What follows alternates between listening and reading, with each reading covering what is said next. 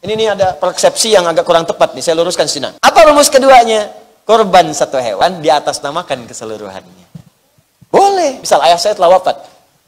Terus saya pengen berkorban untuk ayah saya niatnya. Ya, boleh. Makanya Nabi saat kemudian berkorban, kalimat Nabi 3.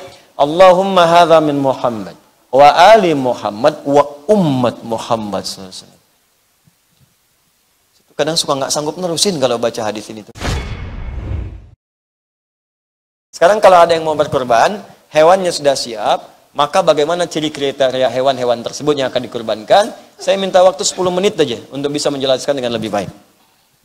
Ingat baik-baik teman-teman sekalian, ini sudah saya padukan di sini, hukum-hukumnya. Insya Allah ada di sini, tinggal dibaca saja. Ya, kalau terkait dengan pelaksanaan Idul Adha, saya sudah banyak bahas. Jadi bisa dilihat di video-video yang lalu, itu Allah sudah didapatkan di situ. Ya, terkait dengan hewan, ini yang sangat penting. Maka saya ingin sampaikan beberapa hal poin penting. Yang pertama, awas hati-hati. Dalam Al-Quran di surah Al-Kawthar ayat 1 sampai dengan ayat ketiga atau Al-Hajj ayat ke-34, ya para ulama menyimpulkan, kita hafal Al-Kawthar. Inna a'tainakal fasalli li rabbika wanhar itu kalimat perintah. Perintah itu bisa 3 jenis. Bisa mubah. Awas, perintah silahkan tapi mubah, diberi pilihan. Kerjakan silahkan, tidak silahkan. Seperti perintah makan, wakulu washrobu, silahkan. Quran surah 7 ayat 31, silahkan makan, minum. Mau makan silahkan, minum nggak ada masalah. Ya, jangan disimpulkan kalau nggak makan dosa, tidak. Makan silahkan, tidak silahkan, itu mubah, boleh, itu hukum asal. Ada yang kedua sunnah, perintah untuk sunnah. Ya, kerjakan, sunnah hukumnya. Nikah misalnya, perintah, ankihul ayama, silahkan menikah, sunnah hukumnya. Jelas ya? Dari mubah naik ke sunnah. Ada yang sifatnya wajib, kerjakan seperti sholat fardu. Ya, aqimis sholata liduluki syamsi ila ghasaqil laili wa qur'an al-fajri. Tunaikan sholat 5 waktu, fardu hukumnya wajib. Maka korban ini ketika kalimatnya menggunakan kata perintah, ulama berbeda pendapat. Kalangan Hanafiyah mengatakan itu wajib hukumnya tuh. Wajib korban kalau sudah dia memiliki kesanggupan untuk korban. Jadi kalau dalam mazhab Hanafi, kalau ada orang sudah sanggup dia berkorban, sengaja tidak berkorban, maka itu hukumnya dosa. Apa sandarannya? Termasuk hadis Nabi sallallahu alaihi wasallam, riwayat sahabat Abu Hurairah, Ibnu Majah nomor hadis 3123.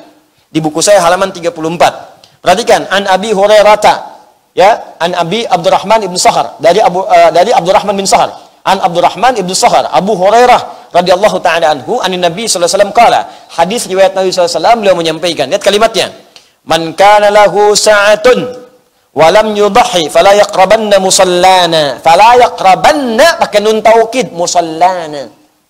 Awas, hati-hati. Siapa yang punya keluasan harta, punya kemampuan berkorban, tapi dia tidak mengerjakannya, maka kata Nabi, jangan dekat-dekat tempat sholat kami. Dan pakai nun taukid untuk menguatkan, kencang, tegurannya keras.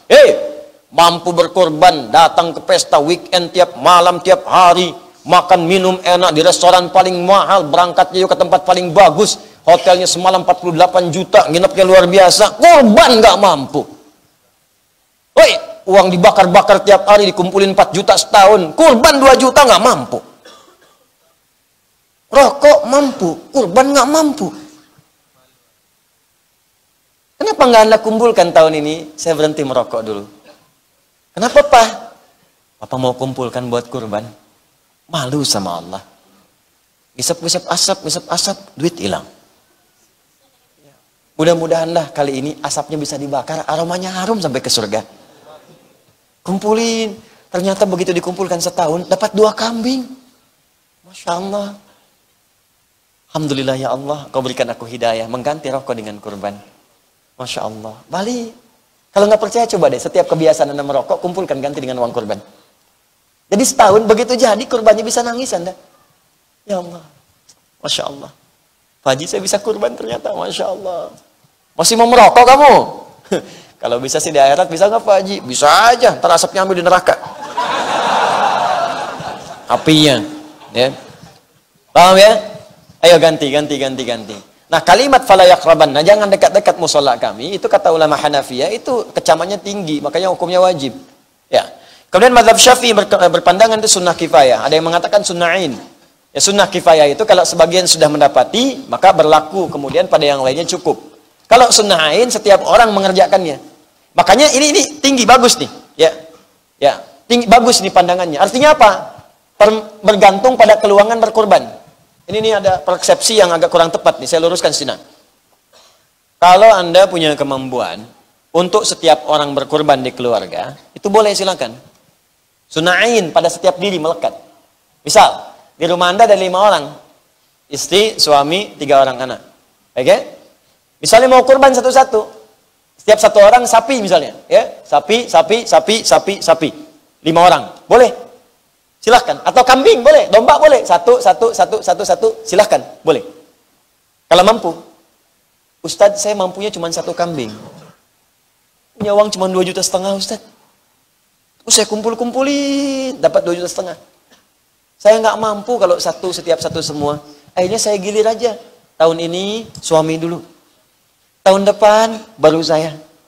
Tahun depan lagi anak saya. Pertanyaan saya, Bu, apa mungkin tahun depan suami ibu hidup? Apa mungkin anak ibu masih hidup? Maka ganti dengan rumus kedua. Apa rumus keduanya? Korban 1 hewan di atas namakan keseluruhannya. Boleh. Boleh ya. Kan saya yang ustad di situ non. Udah jamaah, apalah hadis enggak, Quran enggak apa. Nawar lagi. Boleh. Bukan boleh, tapi memang diajarkan. Makanya Nabi saat kemudian berkorban, kalimat Nabi 3.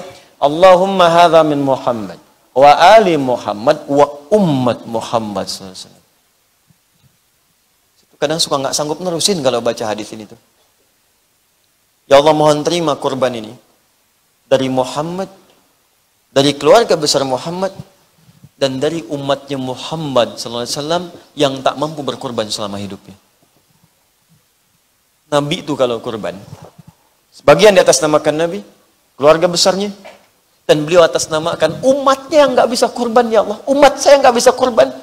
Saya mohon terima kurban saya ini atas nama umat saya yang nggak bisa kurban selama hidupnya. Azizun alaihi ma'anittum harisun alaikum bil mu'minina raufur rahim. Sangat peduli dengan kita. Kalau perlu beban kita ditanggung oleh beliau. Sangat cinta, lemah lembut pada orang-orang beriman. Ini kita tuh dipikirin gitu, belum korbannya udah kepikiran oleh Nabi. Nabi tuh ngebayangin nggak semua umat saya mungkin nggak bisa korban. Ya Allah, kalau mereka nggak mampu terima korban atas nama umat saya nggak bisa korban. Hadisnya sahih. Di buku saya ada saya cantumkan sampai riwayatnya. Maka kalimat min Muhammad ini menunjukkan sifat aini. Untuk pribadi boleh. Satu sendiri boleh. Ali Muhammad untuk keluarga. Ini kalau mau kurban atas nama keluarga boleh. Ali Muhammad, keluarga besar Muhammad, saat beliau berkorban, ada yang sebagian sudah meninggal. Sayyidah Khadijah sudah wafat.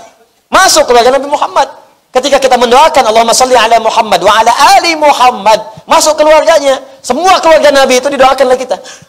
Istri-istrinya, anak-anaknya, cucunya, kerabat, semua masuk di situ. Dan ketika beliau mengatakan Ali Muhammad, bukan cuma yang hidup, yang wafat sudah ada. Kata para ulama di sini mengatakan boleh berkorban. Ini sepakat ulama nih. Boleh berkorban untuk yang wafat, boleh. Cuman perbedaannya, cuman 2 saja. Kata Al-Imam Asy-Syafi'i, boleh diniatkan pada yang telah wafat jika ada wasiat. Kata yang lain, jumhur mengatakan tidak perlu ada wasiat.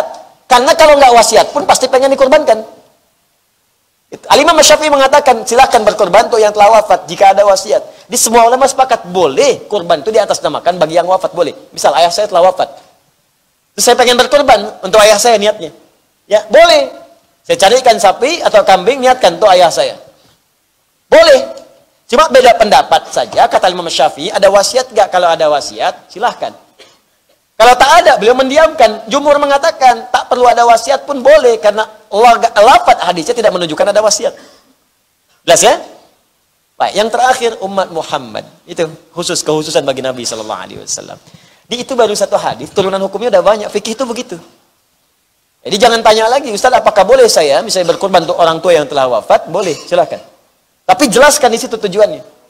Ya, kalau mau lebih cepat lagi, sebutkan keluarga besarnya.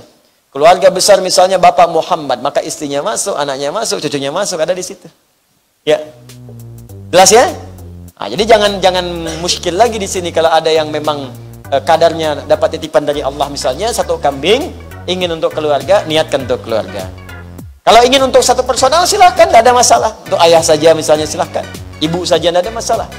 Ya, wallahu taala alam. bissawab.